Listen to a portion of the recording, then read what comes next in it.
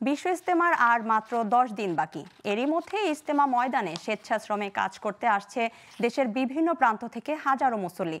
মাঠ সাজাতে যৌথভাবে চলছে সরকারি ও বেসরকারি ব্যবস্থাপনার কাজ। প্রস্তুত করা হয়েছে বয়ান মঞ্চ। এবারের ইজতেমা ঘিরে বাড়তি নিরাপত্তার কথা জানিয়েছে আইন শৃঙ্খলা রক্ষাকারী বাহিনী। গাজীপুর থেকে মোহাম্মদ আশরাফ হোসেন ঢালির তথ্যচিত্রে ডেস্ক রিপোর্ট। সম্প্রতি জুবায়ের আর সাদপন্থীদের দ্বন্দ্বের কারণে এবার কয় পর্বের ইজতেমা হবে তা এখনও স্পষ্ট নয়। যদিও ইজতেমার জন্য টঙ্গীর তুরাগ তীরে মাঠ প্রস্তুতের কাজ শুরু করেছে জুবায়ের অনুসারীরা।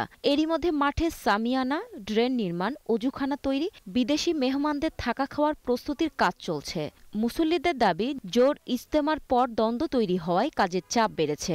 গাজীপুরের কাশিমপুর থেকে আসছি ইজতেমার কাজে, এই জায়গায় সকাল 8টার দিকে আসছি। এই জায়গায় আমরা প্রায় 50 জনের মতো আছি এই জায়গায়। 8টার দিকে আসছি সকাল, আমরা আসছি অনেক 50-60-এর উপরে হবে।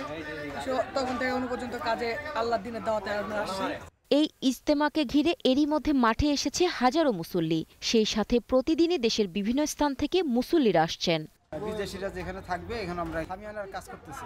মোটামুটি আমাদের 31 তারিখে তো ইজতেমা শুরু।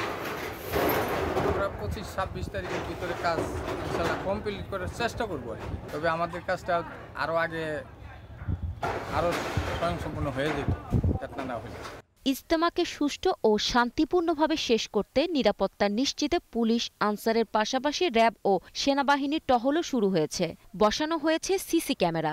আগে 3টা সেক্টরে আমাদের পুলিশের ডিউটি ছিল, এখন সেক্টর একটা বৃদ্ধি করেছি আমরা। 4টা সেক্টরে ডিউটি দেব। একটা সেক্টর মানে এই ফ্লাইওভারটাকে একটা সেক্টর হিসেবে আমরা ফ্লাইওভারের উপরেও ডিউটি দেবো আর কি, ফ্লাইওভারের উপরে নিচে, এবং কিছু এরিয়াকে বৃদ্ধি করেছি। এদিকে সরকারের পক্ষ থেকে প্রথম ধাপে 31 জানুয়ারি থেকে 2 ফেব্রুয়ারি পর্যন্ত বিশ্ব ইজতেমার ঘোষণা দেওয়া হয়েছে। তবে সাদপন্থীদের বিশ্ব ইজতেমা হবে কিনা তা এখনও স্পষ্ট নয়। Global television news desk.